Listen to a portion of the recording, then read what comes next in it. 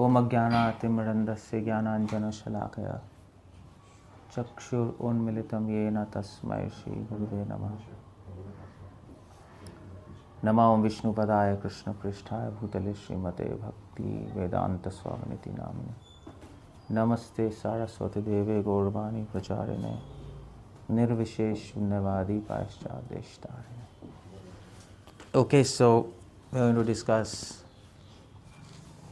this topic, 5th canto, 10th chapter and 10th verse. I suppose that this verse is spoken by 𝗪𝗲𝗪𝗀 to Rahugana Maharaj. Yeah, that's what is happening. Okay, so this is 𝗙𝗪𝗪 𝗪𝗲𝗪 व्याधे आधेयश्च 𝗢𝗙𝗪𝗀 निद्रारतिर्मन्युरहं मदः शुचो देहेन जातस्य हि मे न सन्ति. So anyway, what is happening is Rahugana Maharaj, he met 𝗪𝗪𝗪 and वो translation चाहिए तो वहाँ बैठ जाओ। बलदेव क्या हो रहा है, कोऑर्डिनेट करो ना।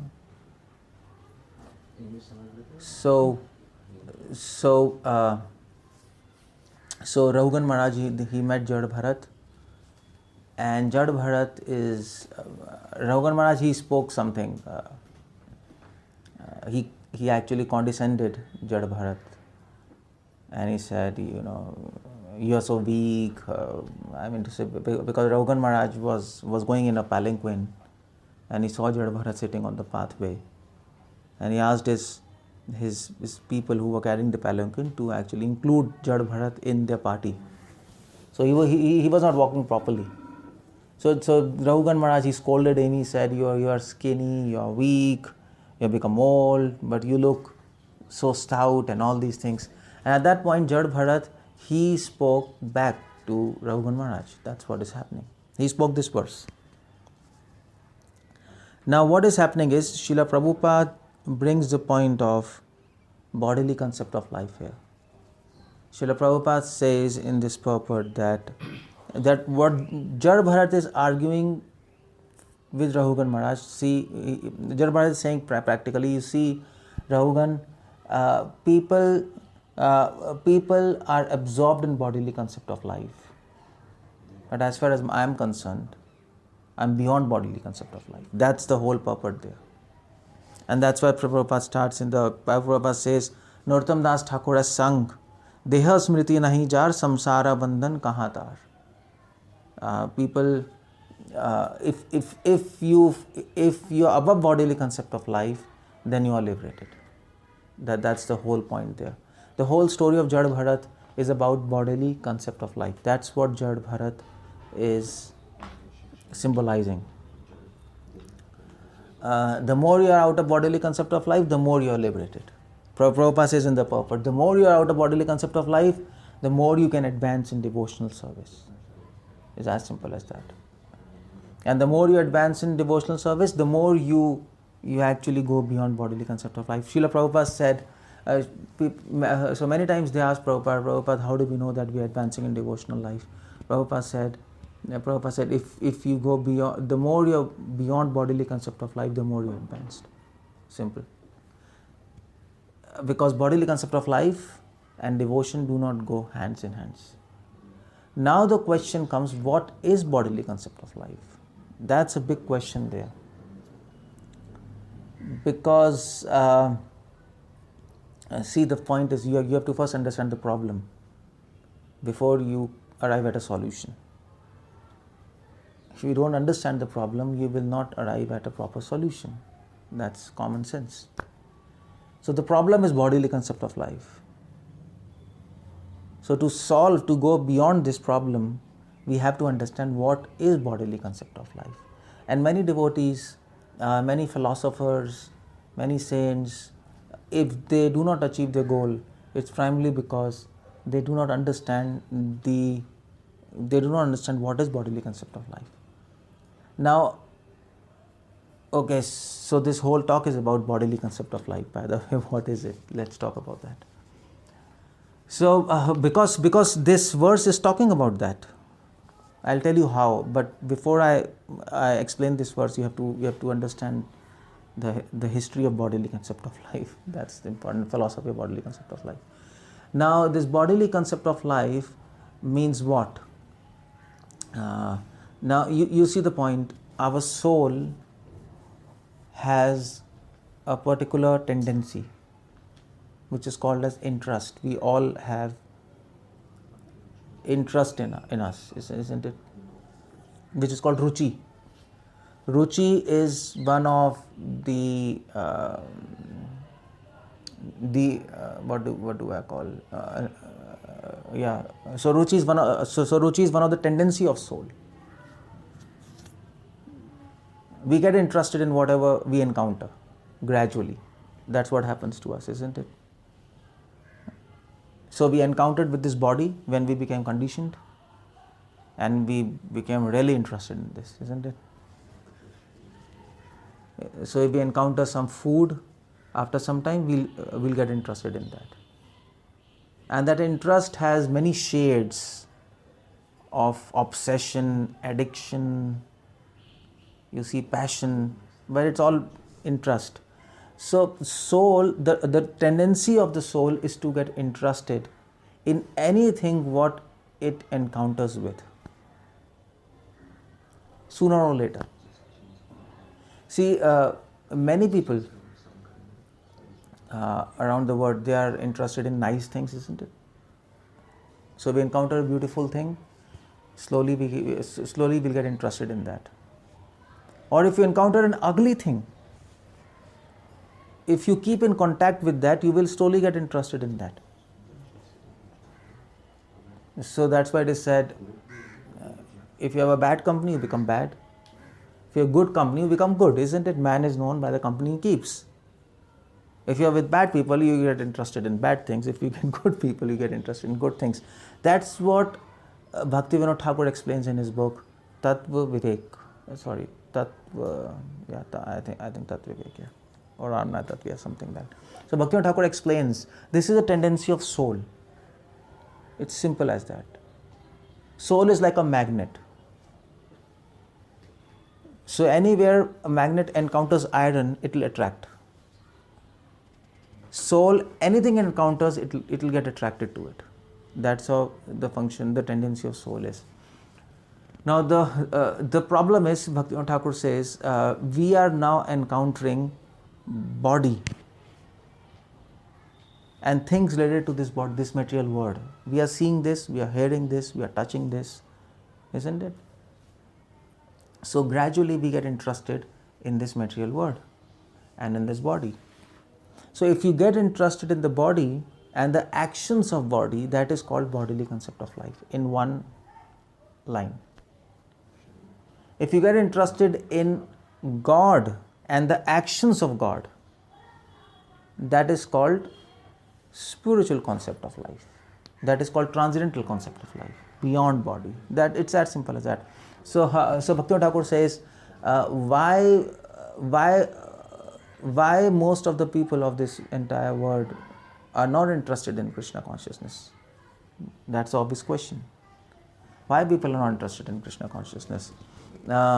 According to Prahlad, so what's that shlok which Prahlad Maharaj says? There's one more shlok. Yeah, this one. So Prahlad Maharaj says, Matir na Krishna parata satova. Matir na Krishna parata satova.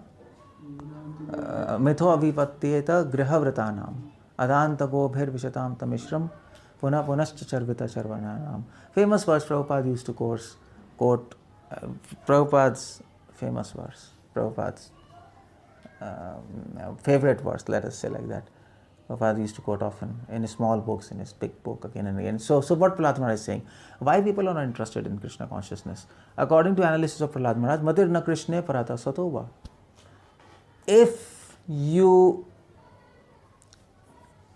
If anybody else tries to explain you about God, parataha, anybody else, or if you try to explain yourself about God, Matirna Krishna Parata Satova. Prahlad Maharaj says it will not help you.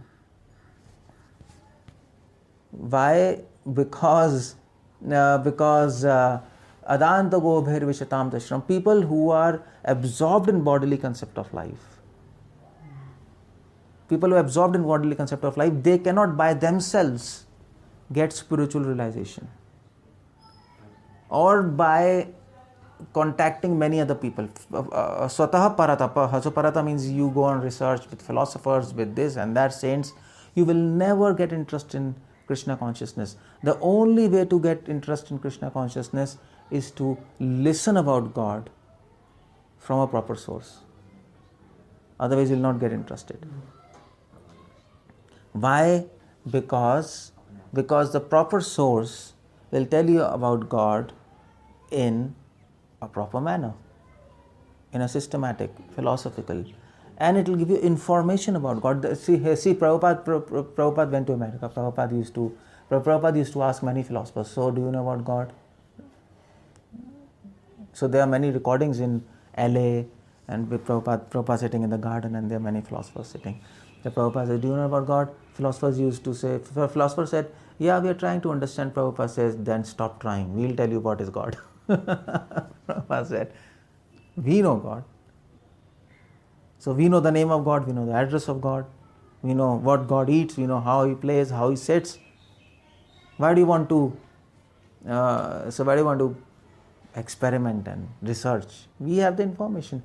The Bhaktivinoda Thakur raises the same point. Bhaktivinoda Thakur says, just by mental speculation, just by doing research, you can never get interest in God. You can get information about God, but you will not get interested in God. That's a different thing. Because that information will not be true information. That's the whole point. It will be just jumbled up information from here and there, speculated information. So Bhaktivinoda Thakur says, because we don't have realistic information about God, true, real information, that's why we are not getting interested in Him.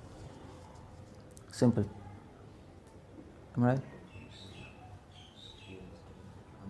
So, but we have true and real information about this material world. We are seeing this material world, we are seeing our body, we are seeing the actions of people, so we get interested. Vedyam vastavam vastu 𝗪𝗲𝗪𝗲𝗀. That's where Bhagavatam first verse? No, not first verse. Second verse. Vedyam vastavam vastu 𝗪𝗲𝗪𝗲𝗀 taptrivan unmulanam. So as soon as you get in touch with reality, you will get interested in that. If you get in touch with illusion, you will not get interested in that. You will not get interested. Suppose I give you a Barbie doll.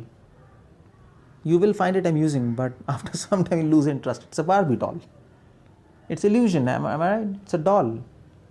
But suppose if I give you a beautiful girl, live, beautiful girl, then definitely you get interested in her. You'll fall in love with her. You'll not get bored. Because that's reality. Doll is illusion.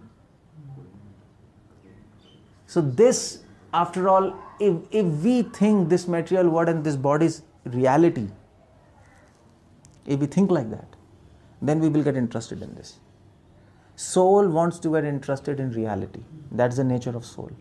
Vedyam vastavam. Vastavam means reality. Because we think this is reality, this material world, this body, we get interested in this. But if some saint comes and tells us, this is not reality, this is a Barbie doll. This whole world and these people are Barbie doll, that's all. Their body is Barbie dolls, that's all.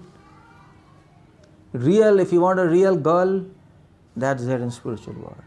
Spiritual world is a real girl.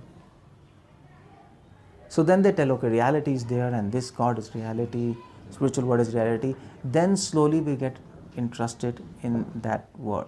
So the whole point I am trying to tell is why bodily concept of life means when we are interested in this body and the actions of this body. Why we are interested? Because we think this is reality. That is called bodily concept of life. In bodily concept of life, we think this is all in all. This body is reality. Whatever I am doing, that is reality. This material world is reality, and this is it. and then we get interested, we develop habits, we develop passions, we develop addictions, we develop obsessions and maniac and psycho, and it keeps on going. So you see, that's bodily concept of life. So bodily concept of life is defined by interest. That's very important. It's not that liberated souls do not eat, they do not sleep, they do not do work in this material world. They do the same things what we are doing, but their interest is not there in this. Their interest is in spiritual world. And that's Prabhupada gives very famous example of that female with extramarital affair. A wife who is there in the house, she's serving the husband nicely and doing everything, but she's having an extramarital affair. Her whole mind is with the lover. And because and Prabhupada gives a very interesting insight into this. Prabhupada says, because she has extramarital affair, she'll be doing her duty more carefully. That's very interesting. She'll be doing her duty more carefully with the husband and with the children, so that they don't come to know that she is having extramarital affair. Similarly, people who are interested in spiritual world, they'll be doing their duty more carefully in this material world. And then you might think, oh, these people are, he's liberated soul, but he's more interested in the body and this material world. No, we are not interested. We are doing our duties more carefully. That's the whole point there. So everything is interest. You see, that's the bodily concept of life is defined by interest in body and the actions of the body. And why we are having interest? Because we think this is reality. So that's what, now we come to this verse. Now you'll understand what's happening. Now what is happening in this verse is, 𝗪𝗲𝗪𝗃 is making 2 points here. The first point, so if you have understood what is bodily concept of life, bodily concept of life has 2 points, interest and reality. Am I right? So that's, 𝗪𝗲𝗪𝗃 is trying to negate these 2 points. 𝗪𝗲𝗪𝗃 is saying, you see, देहेन जातस्य हि मे न सन्ति. He may na santi. 𝗪𝗲𝗪𝗃 is saying that actually I don't think that the actions of this body, the actions of this mind are reality. The first point he's raising this point, dehena jatas, this, all these things what I have said, hunger, fear, disease, fatness, skinny, sleep, these are all functions of body. But I don't think it's real. He may na santi. This doesn't exist within me. The conception that this is reality doesn't exist within me. I know reality is soul, and this body and bodily actions are not reality. These are Barbie doll. By saying this is not reality, it's not that it's not there. It's there, but it's all like a Barbie doll. It's temporary. That's all. It is all interactions of dead things. Nothing is life, isn't it? Nothing is living. It's all interactions of dead things. So it's like a Barbie doll. There's no live girl there. So that's the first point he's saying. I don't think this is reality. Second point he's making is, I don't have interest in all these things. Because it's not reality, I don't have interest in this. I don't have interest in the actions of body and body. I don't have interest. Now, he gives examples of bodily concept of life. So that's one point 𝗪𝗲𝗪𝗃 is making. I don't think this is all reality, and that's why I don't have interest in this. I know I'm spirit soul. That's all. I'm self-realized. That's what basically 𝗪𝗲𝗪𝗃 is saying. And that's the name 𝗪𝗲𝗪𝗃. Jad means what? Inert. So Jad doesn't mean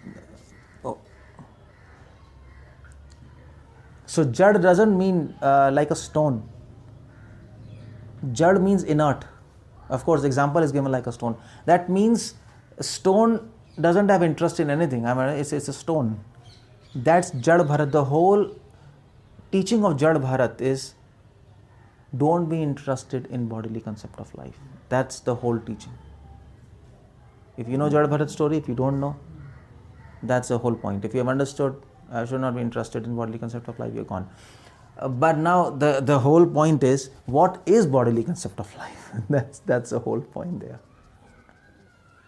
I just explained how we get into bodily concept of life. That's what I explained. How do you get into bodily concept of life? Because you think this is reality, and that's why you got interest in this, and that you're in bodily concept of life. But I didn't say what is bodily concept of life. So 𝗪𝗲𝗪𝗃 is giving examples of bodily concept of life here. Now before I go into examples, I have to explain you one thing which Prabhupada explains in Gita and Srimad Bhagavatam, which is called as Brahmapucham, which is called as 𝗪𝗪𝗃 or 𝗪𝗪𝗃𝗃. These three words are used in Upanishad. Either you can call it as Brahmapucham. So bodily concept of life is explained by the concept of Brahmapucham. So Upanishads, Taittiriya Upanishad uses this word Brahmapucham, which Prabhupada speaks in Bhagavad Gita. So another synonym of Brahmapucham is 𝗪𝗪𝗃𝗃. Prabhupada says that in Gita also. Another name of 𝗪𝗪𝗃𝗃 is 𝗪𝗪𝗃𝗃, which Prabhupada speaks in Srimad Bhagavatam 6th canto. I think Chitraketu says to Angira Rishi. 𝗪𝗪𝗃𝗃, Prabhupada says in that purport, 6th canto. So these are various terms used to explain what is bodily concept of life. Either Brahmapucham, 𝗪𝗪𝗃𝗃 or 𝗪𝗪𝗃𝗃. Prabhupada explains everything. So what is this? What is this? Who came up with this concept? First of all, who invented this concept? So let me not say invented, but who revealed this concept? So there was a sage by the name 𝗪𝗪𝗃𝗃. Prabhupada explains in Bhagavatam, in his purport. There was one sage, 𝗪𝗪𝗃𝗃, whose name is mentioned in Mahabharata Shanti Parv, chapter 218 and 219. His name comes 𝗪𝗪𝗃𝗃. This sage came in the lineage of Janak Maharaj, in the family lineage of Janak Maharaj, in Mithila. He was born in Mithila. And he came up with this concept of 𝗪𝗪𝗃𝗃, Brahmapucham or 𝗪𝗪𝗃𝗃, to explain what is bodily concept of life, isn't it? So now I have to explain what is bodily concept of life. So he thought, okay, let's come up with this concept. All the Sankhya philosophers, they consider 𝗪𝗪𝗃𝗃 as one of the Acharya. So 𝗪𝗪𝗃𝗃 is one of the Sankhya Acharya. So one is Kapil Muni, who is actually founder of Sankhya philosophy. But then one of the great Acharyas is 𝗪𝗪𝗃𝗃, which is mentioned in Mahabharata. So he came up with this concept of 𝗪𝗪𝗃𝗃, 𝗪𝗪𝗃𝗃 or Brahmapucham to explain what is bodily concept of life. So that it's clear, like this is bodily concept of life and I should not be interested in this. Okay, so he said that there are actually four levels of bodily concept of life. So we say 𝗪𝗪𝗃𝗃, five levels. Out of this four are bodily concept of life.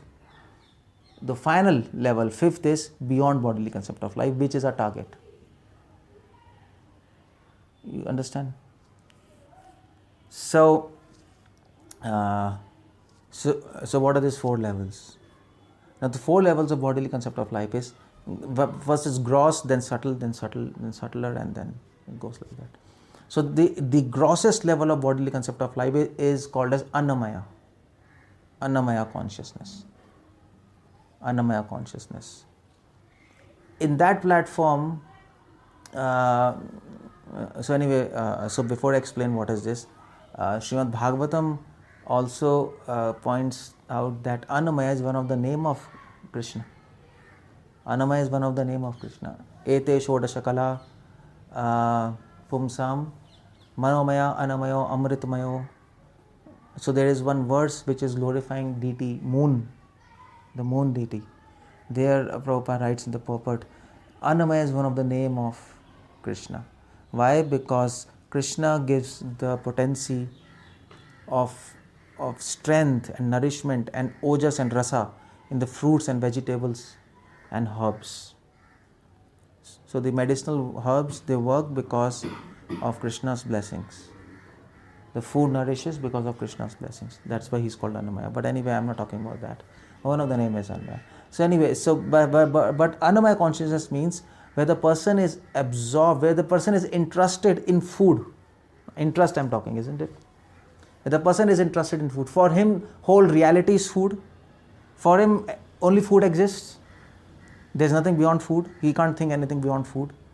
His whole life is just collecting food and eating food. That's Annamaya consciousness. Can you give one classical example of Annamaya consciousness? Classical example.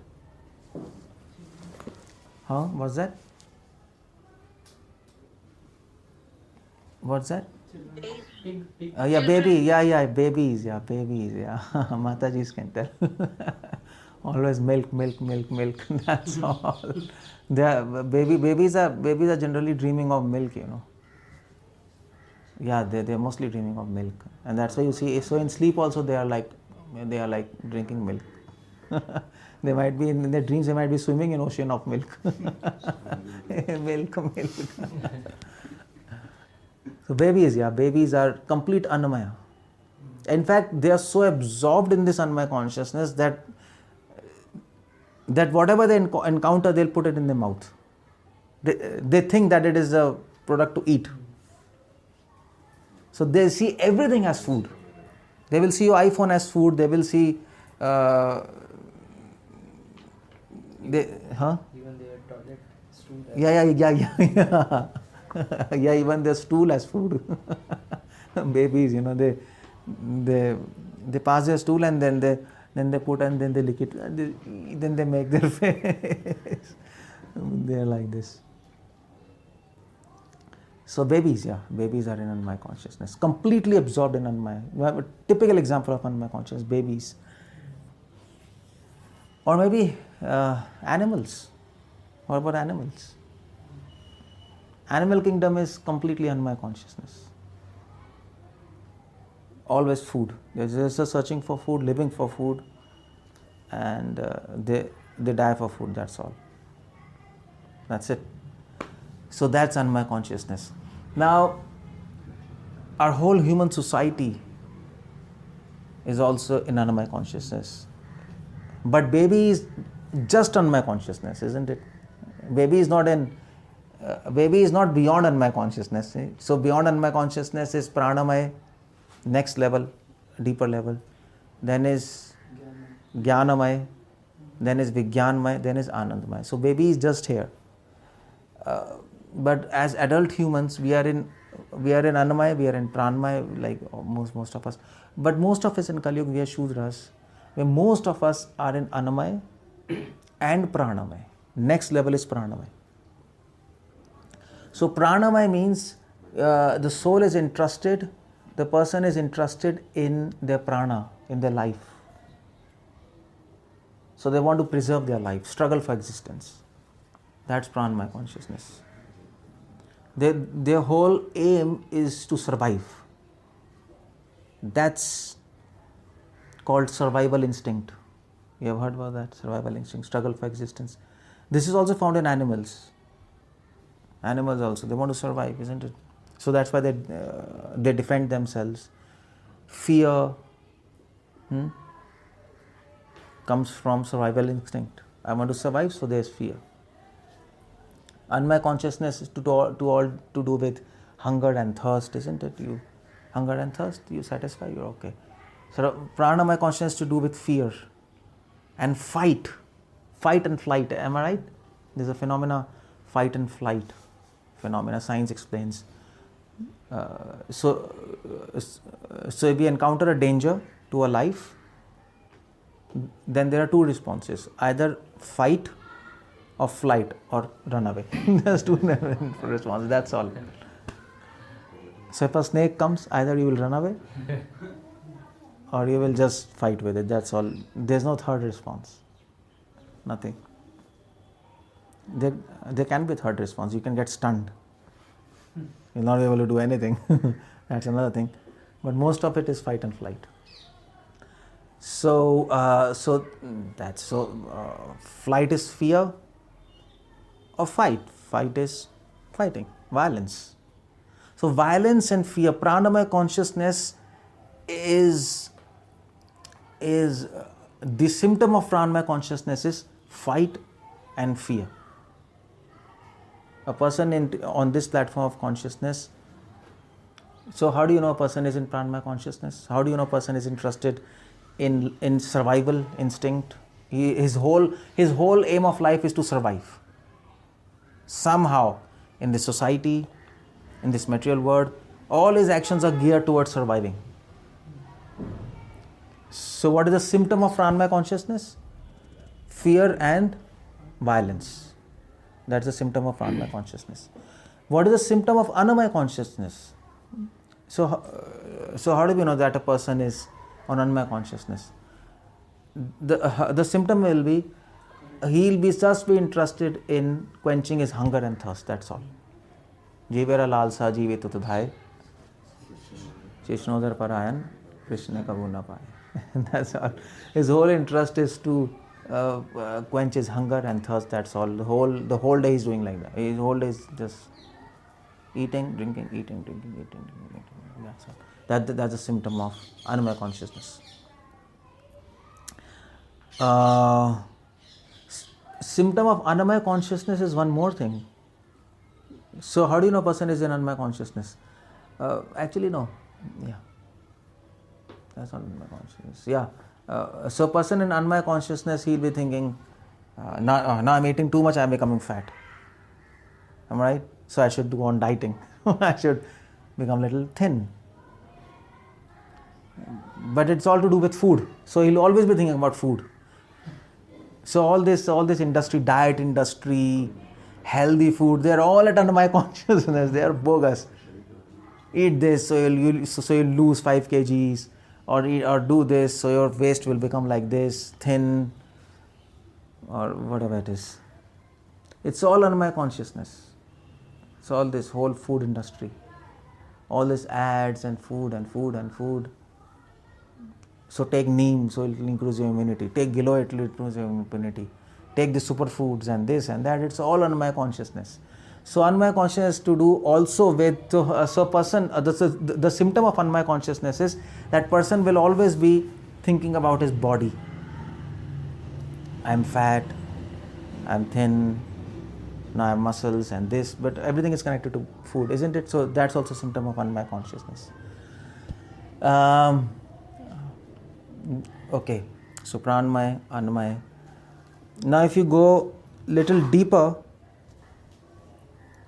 then comes jnanamaya consciousness. Now jnanamaya consciousness, so it's called manomaya or jnanamaya, both of them. Either it is called manomaya or it's called jnanamaya. So manomaya is one of the names of Krishna. Why Krishna? One of the name of Krishna is manomaya, because Krishna infuses, because Krishna inspires the desires of living entities. We have desires in our mind, but who inspires us to fulfill them? Krishna, from within. Uti, this is called Uti. Uti, in Sanskrit it is called Uti. You know this point. So you know this word Uti? Uti, you don't know? So Uti comes in this. Uti da. That's Bengali. I have Sanskrit. So this comes there. Atra sarga visargascha. Atra sarga visargascha. What's that? Poshanam utaya. Yeah, utaya. It's called utaya. Utaya means inspiration. So in second canto, 10 chapter, first few verses, where they're talking about 10 subjects of Bhagavatam, that word utaya comes. So Prabhupada translates it as impetus for creation, inspiration of creation. So that inspiration is given by Krishna, by God from within. So what I'm talking is here is jnanamaya consciousness. Jnanamaya consciousness is also called manomaya. So one of the name of Krishna is manomaya, because he is the utaya, he is the inspirer from within. But anyway, I'm not talking about the name of Krishna. What I'm talking is Manomaya consciousness, one of the stage of bodily concept of life. At this stage, the person is interested into fulfilling his desires. You see? He's interested into fulfilling his desires. That's very interesting. Yeah. Manomaya. Fulfilling his desires. So what is the symptom of at this stage? So how do we identify a person is Manomaya? Because he's interested in fulfilling desires, so he'll be doing many creativity. He'll be more creative, right? Arts, music, science, and all these things. People will be interested into all these things. Knowledge, that's why this is called as Jnanamaya stage. Jnanamaya means Jnana is taken by mind, am I right? Mind is interested. So at this stage, person will be behind searching knowledge. By that you can understand he is at Manomaya stage. He wants to do something, he wants to know something in this material world. He is inquisitive. Am I right? So this is Manomaya stage. So these are artists, scientists, musicians, am I right? Engineers, all these.